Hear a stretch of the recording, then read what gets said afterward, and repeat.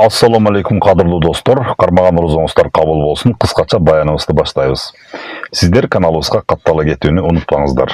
Урматтуу агайын туугандар.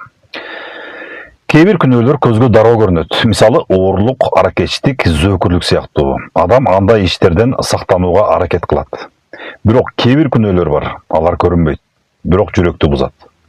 Ошондой оор күнөөлөрдүн бири текебердик. Пайгамбарыбыз саллаллаху алейхи вассалам жүрөгүндө кыпындай текебердиги бар адам бейишке кирбейт деген. Сахабалар сурашты. О Аллахтын элчиси, адам жакшы кийим кийүүнү, жакшы бут кийим кийүүнү жакшы көрөт. Бул да текебердикпи? Пайгамбарыбыз мындай деп жооп берди.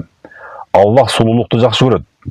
А текебердик бул четке кагуу жана адамдарды кемсинтүү. Демек, текебердик дайым эле сырткы көрүнүштө болбойт. Кээде ал жүрөктүн ичинде жашынып калат. Кейбір адамдар, мен баарым билем, менден башкасы такыр эле түшүнбөйт, мен андан да жакшыраакмын деп ойлошу мүмкүн. Мына ушул ойлор көрүнбөгөн текебердиктин белгиси. Кээде адам бир жакшы амал кылып коюп эле башкаларды төмөн көрө баштайт. Мен намаз окуйм да, ал окубайт. Мен орозо кармайм го, ал вообще кармабайт да дегендей. Бирок унутпайлы, амалды берген да Аллах, туруктуулукту берген да Аллах. Текебердиктин эң чоң мисалы иблис же шайтан. Ал Аллахка көп жылдар кызмат кылган, бирок Аллах таала шайтанды адам атага сажда кыл баш ий дегенде, мен андан жакшыраакмын деп текеберлик кылды. Ошол текебердиги аны каргышка калганга чейин жеткирген. Урматтуу агайын туугандар, көрүнбөгөн текебердиктен сактануунун эң жакшы жолу бул жөнөкөйлүк.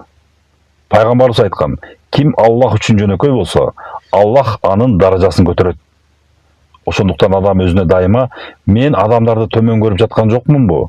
Менин жүрөгүмдө текебердик жашынып калган жокпу деген сыяктуу суроолорду берип турганы жакшы. Эгерде жүрөгүбүздү текшерип турсак, Аллах бизди чоң күнөөлөрдөн да, көрүнбөгөн күнөөлөрдөн да сактайт. Ошондуктан достор, учурдагы ороз айынын убагында дуа кылалы. Аллах таала жүрөгүбүздү тазартсын, бизди текеберликтен коргосун. Туткан орозоңуздар кабыл болсун. Каналыбызга каттала кетиңиздер. Кайрадан көрүшкөнчө сак саламатта болуңуздар.